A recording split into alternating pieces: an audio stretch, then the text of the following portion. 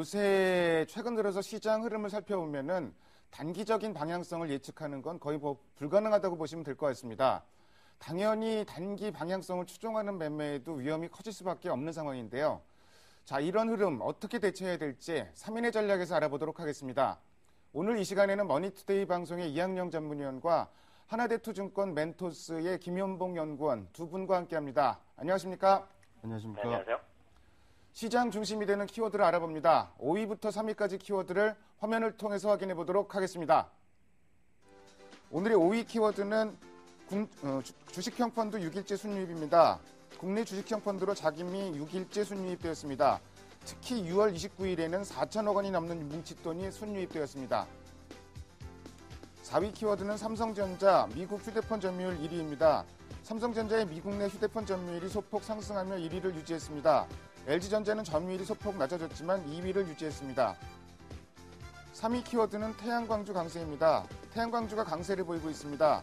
중국의 태양광 설치량 확대에 따른 기대감도 주가 상승 요인으로 작용하고 있습니다. 삼성전자, 미국 내 점유율이 0.1%포인트, 소폭이지만 늘어나면서 부동의 1위를 유지를 하고 있고, 경쟁력이야 이제는 검증의 단계를 훨씬 지난 단계인 것 같은데, 문제는 최근 들어서 스마트폰 수요가 어느 정도 둔화될 가능성도 있지 않느냐, 이런 분석들도 제기가 되고 있습니다. 아무래도 국내 IT 업체들에도 조금 부담으로 작용할 요인이 있는 것 같은데요. 이학영 위원께서 관련 내용 좀 말씀해 주십시오. 네, 2분기 전 세계, 즉 글로벌 스마트폰의 수요가 전분기 대비 한 1.5% 정도 줄어든 것으로 좀 알려지고 있습니다. 전분기 대비 마이너스 성장한 것은 이번이 처음이라고 하는데요. 결국 이거 아니겠습니까? 하이엔드 제품, 즉 고가품은 삼성전자랑 애플이 거의 독식하고 있는 구조고요. 좀 로우엔드, 좀 저가품은 이제 중국산이 거의 시장을 지배하고 있기 때문에요. 소위 애매한 부분, 중간 단계에 있는 것들의 수익성은 많이 떨어질 수밖에 없는 것이고요. 점유율은 더욱더 떨어지는 거죠. 이제 노키아가 이런 것이 대표적인 얘기고요. 블랙베리를 생산하고 있는 림의 최근의 주가 폭락도 그런 관점에서 이해를 하시면 될 것 같습니다. 항상 이렇게 보시면 되겠죠. 어떤 새로운 제품이 등장하면은요, 도입기를 지나서 성장기에 되고요. 성장기 지나서 성숙기, 그리고 이제 쇠퇴기를 지나면서 이제 그 제품은 이제 완전 시장에서 퇴출되기 마련인데요. 주가는 성장기가 가장 좋습니다. 왜냐하면 도입기는 워낙 이제 시장이 아직 완전히 형성이 안 됐기 때문에요. 매출의 확대가 아직 적은데요. 성장기에 들어서면 PER도 높게 취급받는 경우가 많고요. 주력 제품들이 나오면서 생명력도 많이 긴 경향이 있습니다. 그렇지만 성숙기에 들어서면 몇 가지 주가에도 큰 변화가 생기기 마련입니다. 가장 큰 것이 고 PR에서 평균 PER 내지는 PER이 낮아지는 단계까지 저 PER까지 가는 것이 가장 쉽게 우리가 이해할 수 있는 것이고요.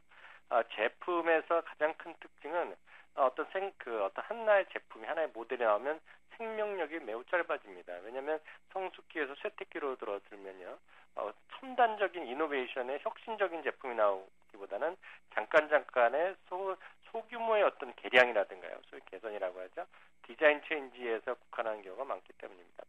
과거에 피처폰이라고 그러죠. 우리 스마트폰 나오기 전에 피처폰의 특징은 보면 하나의 모델이 나오면 그것이 5,000대, 10,000대 팔기도 쉽지 않았고요.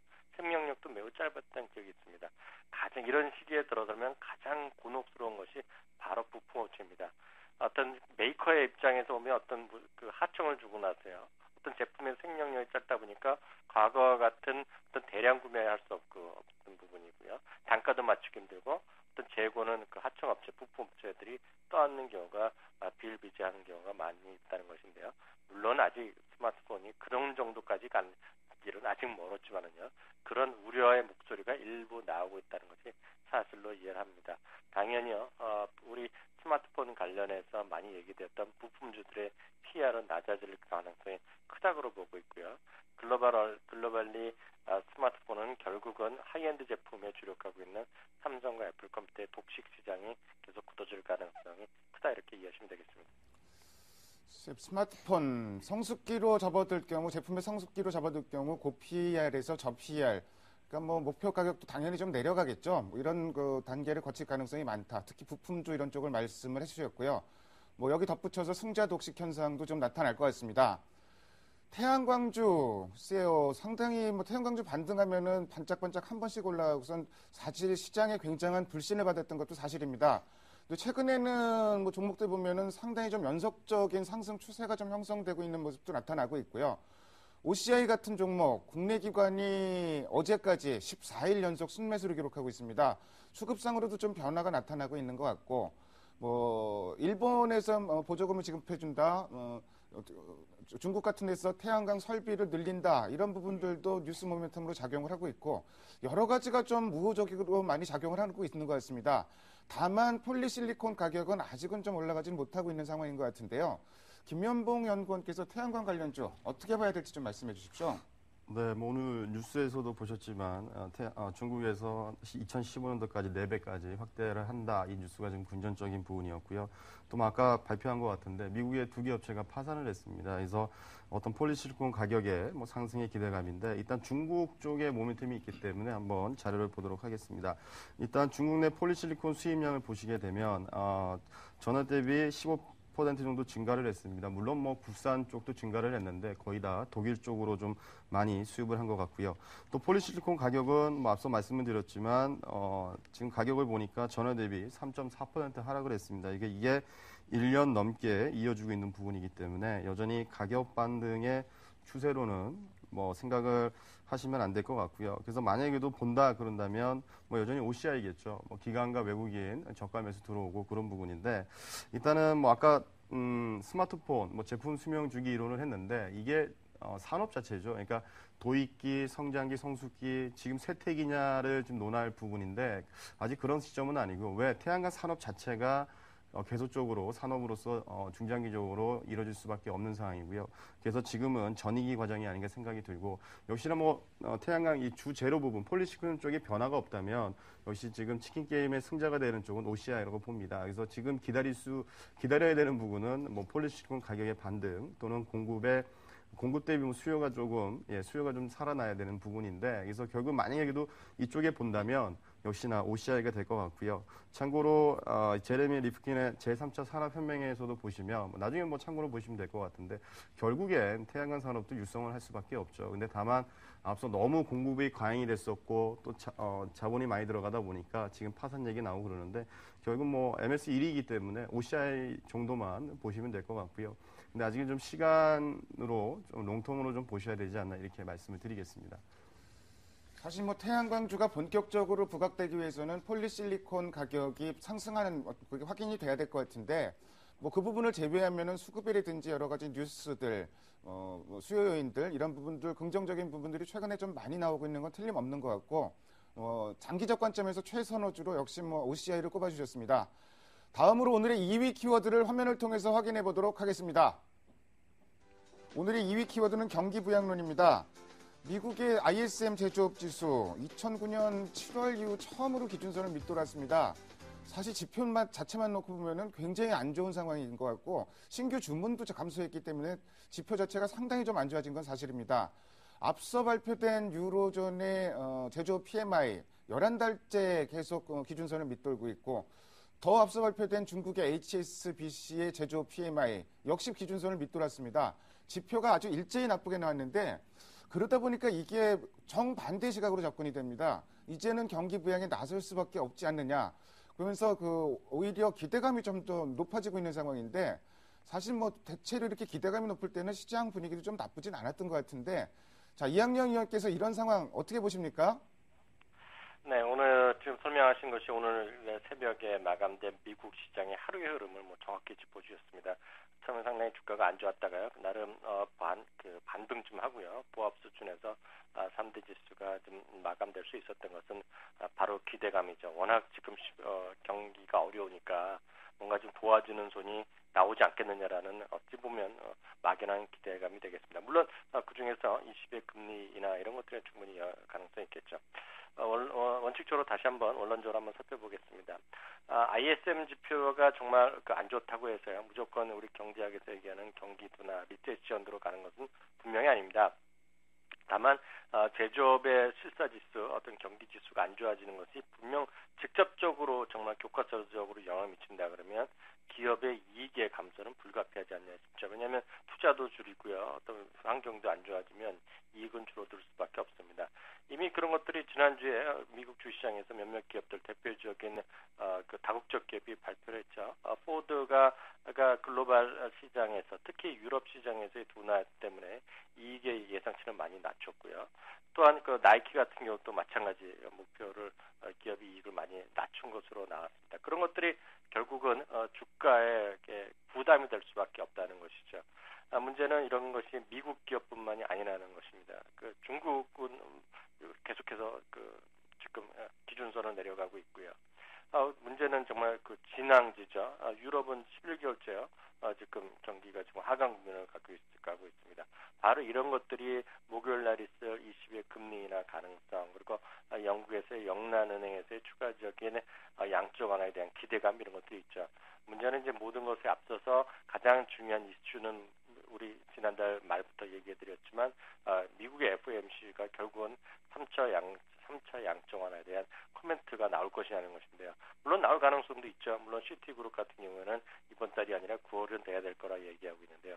문제는 7월 중순도 아니고 20일도 아니고 25일도 아니고 바로 7월 마지막 날 31일과 8월 1일에 FOMC가 있기 때문에 그전에는 뭐 여러 가지 또 이벤트도 있고 연준이 멤버들의 연설도 여기저기서 있겠지만 그런 것을 우리가 유치할 수는 있겠지만 정작 멘트 자체는 7월 말 8월 1일까지 기다려야 된다는 것이 시장의 답답함 중에 하나일 수밖에 없다는 생각 다시 한번 확인드릴 수 있습니다. 사실 뭐 주식시장에 있어서 제일 좋은 상황은 지표가 좋아지면서 경기가 좋아지면서 또 주가가 같이 올라가는 게 제일 좋은 상황인데 올해 연초 생각해보면은 LTRO라는 거에 의해서 실제로 경기가 좋아진 상황은 아니지만 유동성에 의해서 시장이 올라가는 그런 흐름을 많이 겪었습니다. 그래서 이번에도 그런 유동성을 많이 기대를 좀 하고 있는 것 같은데 문제는 이 유동성이 언제 공급될지 또 실제로 공급될지 좀 이런 부분에 좀 있는 것 같습니다. 예측하는 데는 좀 한계가 있는 것 같고요. 자, 유로존 문제 같은 경우는 좀 우리 모두가 이 얘기가 좀 물밑으로 좀 잠겼으면 좋겠다 이런 기대들을 좀 많이 하는데 독일에서 또 뭐 얘기가 좀 나오고 있습니다. ESM 뭐 설립 관련된 문제라든지 신재정협약, 뭐 야당에서 좀 위헌 쪽을 좀 걸고 넘어진 것 같은데 이런 부분이 조금 부담으로 작용할 소지는 없는지도 조금 생각을 해봐야 될 것 같고요. 또 이번 주에 아무래도 유럽중앙은행 통화정책회의가 있는데 거기에 대한 기대감이 상당히 많은 것 같습니다. 김현봉 연구원께서 관련 내용 좀 말씀해 주십시오. 네, 일단은 뭐 뉴스에서 보셨겠지만 독일 헌법재판소가 원래 비준을 3주 정도 연기를 해달라고 일단 뉴스에 나온 것 같습니다. 그래서 지금 입장에서는 일단 여당이 지금 입지가 좋지 않죠. 그래서 야당 쪽에서는 아마 좀 건수를 만난 것 같은데 아마 뭐 위헌 소송은 이미 한 걸로 알고 있고요. 좀 뭐 기간은 한 3주 정도 뭐 지연이 될 것 같습니다. 그래서 이 기간 동안에 정치적 노이즈는 있을 수밖에 없는 것 같고요. 또 한 가지 이 유로 안정화기구 ESM의 어떤 자금 운용이라든지 또 은행 감독기구 설립 이게 좀 구체적으로 합의되지 않은 상황입니다. 일단 뭐 공통적인 결론은 나왔지만 독일 메르켈 총리도 전제 조건이 있죠. 뭐냐면 은행 감독기구 설립을 전제로 했을 때 유로 안정기금을 은행에다 직접 지원을 해주겠다 이 얘기가 나옵니다. 그래서 일단 뭐 전체 노이즈는 뭐 있을 수밖에 없는데 근데 이 독일의 스탠스가 바뀌었다는 게 일단 중요한 것 같고요. 또 이번 주 5일 날에 유럽 중앙은행에서 금리 인하 지금 25bp 정도 예상을 하고 있습니다. 그래서 금리 인하에 대한 기대감과 그다음에 9일 날 있을 재무장관회의에서 과연 이 유로 안정기구가 우선 변제권이라든지 또는 은행 감독기구 어떻게 할 건지 실체적인 구체적인 방안이 발표가 될 겁니다. 그래서 뭐 유로존 이슈 일단 독일 쪽의 이슈는 좀 시간이 걸리기 때문에 일단 좀 확인을 해봐야 되겠고요. 단기적으로 유럽 중앙은행의 금리 인하 기대감 단발성이 될지는 모르겠지만 일단 유동성 측면 증시 입장에서는 호재거든요. 그래서 이번 주는 좀 더 추가 상승의 여력이 있지 않나 생각이 들고요. 그래서 22일 정책회의하고 그다음에 유로 재무장관 회의 이쪽 일정이 좀 기대감으로 작용할 수 있겠다 이렇게 말씀을 드리겠습니다. 독일 관련된 내용을 계속 알아보기는 좀 뭐 예측하기는 좀 어려울 것 같고요. 어쨌든 뭐 이번 주에 유럽중앙은행 통화정책회의 또 뭐 유로 재무장관 회의가 있으니까 그런 부분 좀 유심히 살펴볼 필요가 있을 것 같습니다. 다음으로 오늘의 1위 키워드를 화면을 통해서 확인해 보도록 하겠습니다. 오늘의 1위 키워드는 조정 하루 만의 반등입니다. 그야말로 뭐 어제와 오늘 정반대 흐름으로 보면 될 것 같습니다. 어제는 뭐 기대가 많았는데 시장이 지지부진했고 오늘은 크게 기대를 안 했던 분위기인데 급반등이 좀 나오고 있습니다. 오늘 시장의 가장 큰 특징, 삼성전자와 자동차 주식 빼고 지금 시장의 반등폭이 커지고 있는데, 자, 이학년 의원께서는 글쎄요, 이런 흐름 앞으로도 좀 이어질 수 있다고 보시는지요? 네, 시장의 어떤 반등 시기에 시장의 특징이 있습니다. 그런 원칙론점부터 한번 확인해 드리면요. 낙폭 과대에 따른 기술적 반등의 첫 번째 요인이 첫 번째 1차 시기라면 기술적 반등의 이상이 되기 위해서는요. 즉 뭔가 새로운 것들을 넘어와서 많이 떨어진 것 요인 이외로 가려고 그러면 항상 주도주가 나야 됩니다. 근데 이제 주도주가 되기 위해서는요, 또다시 두 가지의 필연적인 조건을, 필수적인 조건을 가질 수밖에 없습니다. 그것은 실적의 모멘텀이 있어야 되는 것이 첫 번째고요. 두 번째는 아무리 실적이 좋더라도 PR이 너무 높아서, 즉 고평가면 소용이 없겠죠. 그렇기 때문에 저평가라는 기본적인 두 가지의 토끼를 항상 같이 갖고 가야지 모든 것이 성사되는데요. 원칙적으로 봤을 때 지금 그 모든 것을 갖고 있는 것은 역설적으로 삼성전자라든가요, 현대차류가 거의 독보적이라고 봅니다. 오늘 물론 철강주도 많이 오르고 화학주도 많이 오르고 조선주도 많이 오르지만은요, 2분기 실적에서 드러날 것이 하나도 없다는 것이고요. 물론 기대감은 있죠. 3분기부터 좋아진다는 것인데요. 앞서도 말씀드렸다시피 글로벌 경기가 이렇게 지금 둔화되는데요. 글로벌 경기 회복에 따른 3분기 이후의 실적의 회복 기대감이라는 것은요, 어찌 보면 논리적으로 전혀 상반된 얘기이기 때문에 어떤 그 연속성을 어떤 설명하기 쉽지 않습니다. 무슨 말씀 드리고자 하냐면 1900 정도까지 1차적인 기술적 반등 영역으로 좀 이해를 하고 있고요. 그 이상이 가기 위해서는 주도주가 나와야 되는데요. 그렇기 위해서는 삼성전자나 현대차가 움직이지 않으면 시장의 추가적인 큰 폭의 상승은 이렇게 현실적으로 어렵지 않나라는 생각을 드립니다. 사실 낙폭과대주가 주도하는 본격적인 랠리는 나타나긴 좀 어려운 게 사실이고요. 그러니까 단순 낙폭과대주로 말씀드린 것이고요. 역시 실적에 대한 확인 과정, 이런 부분이 분명히 좀 필요한 건 틀림없는 것 같습니다. 최근에 국내 기관들이 유가증권 시장에서 오늘까지 7일 연속 순매수를 기록하고 있는데, 코스닥 이렇게 연속 사는 것도 참 오랜만에 보는 것 같습니다. 오늘까지 11일째 연속으로 사고 있는데, 코스닥 업종 차트 보면, 일봉 차트 보면은 이제 전고점도 좀 돌파하려고 하는 게 아닌가, 좀 이런 시도도 나타나고 있고요. 그러다 보니 코스닥의 추가 상승 여력이 좀 더 있을지, 이런 부분이 궁금한데요. 김현봉 연구원께서는 어떻게 보십니까? 또 관심 섹터나 종목이 있으면 같이 좀 말씀해 주십시오. 네, 일단 7월 달은 어닝 시즌은 효과는 있을 것 같고요. 다만 시장 자체가 좋지가 않잖아요. 우리는 이거 좀 인정을 해야 되는데 일단 기대감이 많은 것 같습니다. 그래서 저는 전주도 이렇게 말씀드렸지만 어느 정도 현금은 좀 유지를 했으면 좋겠고요. 그리고 연말까지 이 중소형주의 상대적 강세 현상이 지속이 됩니다. 그래서 중소형주, 그러니까 지금 시장이 음식을 우리가 밥을 먹는다 생각을 하면 항상 좋은 반찬만 이게 먹을 수는 없잖아요. 지금 시장이 그런 시장인 것 같아요. 그래서 상대적인 중소형주들의 비중은 많이 들어가지 못하지만 좀 실적 대비 저평가됐거나 수급이 괜찮은 종목군들은 우리가 좀 트레이딩 관점으로 좀 매매를 해도 되지 않나 이렇게 말씀을 드리겠고요. 일단 한 4개 정도 뽑아봤습니다. 일단 자동차 부품 쪽인데요. 일단 실적의 개선 기대감입니다. 일단 평화종공, 성화이텍 정도가 일단은 올해 실적 대비 보니까 PER 5배에서 6배 정도 수준에서 거래가 되고 있습니다. 최근 매수가 좀 많이 들어왔고요. 그다음에 한유 FTA, 물론 오늘 밤인가요? 내일 일단 미국 내 자동차 판매 일단 수치가 나올 때지만 자동차 부품주들은 여전히 제품 미스가 다양화되고 있어서 괜찮다고 말씀을 드리겠고요. 그다음에 스마트폰 쪽입니다. 오늘 몇 개 종목이 신고가를 나고 있는데 오늘 신고가 나는 몇 개 종목이 보인다는 자체는요. 그래도 2분기 실적에 대한 기대감. 일단 시장인 대형주 쪽으로는 눈치가 보이잖아요. 그래서 기관이나 외국인 쪽도 좀 스모키 쪽으로 접근을 하는 것 같은데 일진 디스플레이라든지 대덕 GDS, 자화전자, 코리아 서킷 이쪽 스마트폰 쪽은 좀 계속적으로 관심을 가질 필요가 있겠고요. 화장품 관련주 오늘 에이블 CNC가 이 자리에서 급등을 합니다. 그 얘기는 뭐냐면 이 종목도 실적에 대한 기대감이 있겠죠.